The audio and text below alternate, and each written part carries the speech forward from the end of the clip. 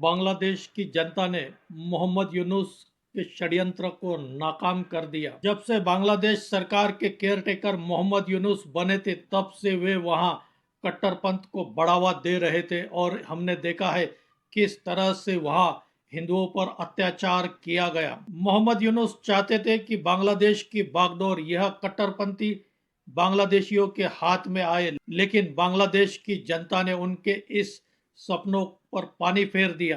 आज बांग्लादेश में हुए चुनाव पर हम इस वीडियो में बात करेंगे। अच्छा लगे तो इसे लाइक करें, शेयर करें और मेरे इस चैनल को सब्सक्राइब करें। नमस्कार दोस्तों, मैं राजेंद्र दाइमा आपका स्वागत करता हूं मुंबई टुडे लाइव चैनल में।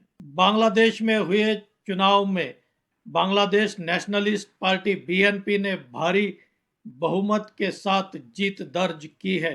बीएनपी ने करीब 215 सीटें जीती है 299 सीटों में से।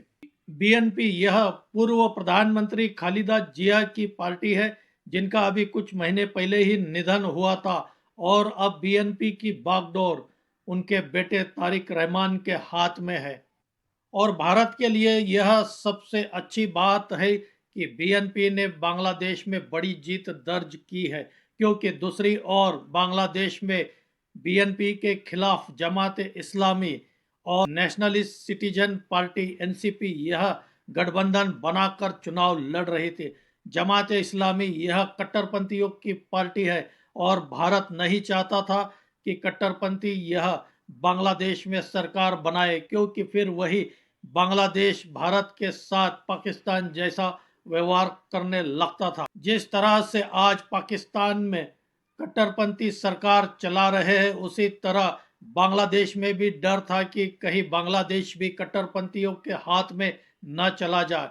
लेकिन बांग्लादेश की जनता ने इस चुनाव में बांग्लादेश नेशनलिस्ट पार्टी बीएनपी को बड़ी जीत दर्ज कराई है। 1991 से लेकर 2024 तक बांग्लादेश में बीएनपी और अवामी लीग शेख हसीना की पार्टी की सरकारें रही है और हमने देखा है 2024 में किस तरह से बांग्लादेश में शेख हसीना को वहां से सब कुछ छोड़कर भारत में शरण लेनी पड़ी और उसके बाद मोहम्मद यूनुस को वहां की सरकार का केयरटेकर बनाया गया और मोहम्मद यूनुस ने अपने कार्यकाल में बांग्लादेश में कट्टरपंथ को बढ़ावा दिया, हिंसा को बढ़ावा दिया। इसकी वजह से बांग्लादेश में कई हिंदुओं पर हिंसाचार किया गया, कई हिंदू मंदिरों को जलाया गया। खालिदा जिया के बेटे तारिक रहमान अभी 4 महीने पहले ही लंदन से बांग्लादेश लौटे थे और खालिदा जिया के निधन के बाद तारिक रहमान ने बीएनपी पार्टी की कमान अपने हाथ में ले ली थी।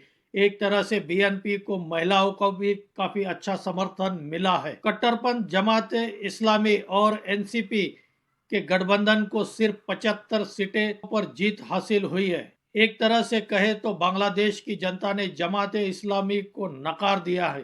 बीएनपी की इस बड़ी जीत के बाद भारत के प्रधानमंत्री नरेंद्र मोदी ने तारिक रहमान का अभिनंदन किया है। खासकर प्रधानमंत्री नरेंद्र मोदी ने बांग्ला भाषा में ही एक्स पर एक बयान दिया, जिसमें वे लोकतांत्रिक बांग्लादेश का स्वागत करते हैं और बांग्लादेश के साथ अच्छा संबंध बनाने की अपनी इच्छा जाहिर करते हैं। खबर यह भी है कि प्रधानमंत्री नरेंद्र मोदी ने तारिक रहमान से फोन पर बात कर उन्हें इस जीत के लिए बधाई दी है। बीएनपी का बांग्लादेश में जितना यह एक भारत के लिए अच्छी खबर है, क्योंकि दूसरी तरफ पाकिस्तान चाहता था कि वहां कट्टरपंथियों की सरकार बने, वहां जमात इस्लामी की सरकार बने। पाकिस्तान का षड्यंत्र था कि वह पाकिस्तान के साथ साथ बांग्लादेश से भी आतंकियों को भारत में घुसपैठ कराए। यह योजना पाकिस्तान की थी। आज उसे बांग्लादेश की जनता ने पूरी तरह से नाकाम कर दिया है।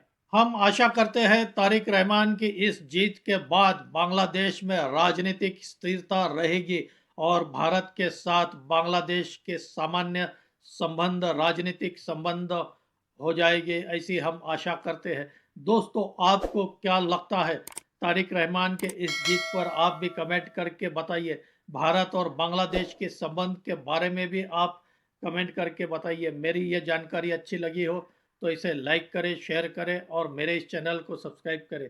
आज यही रुकते हैं। धन्यवाद।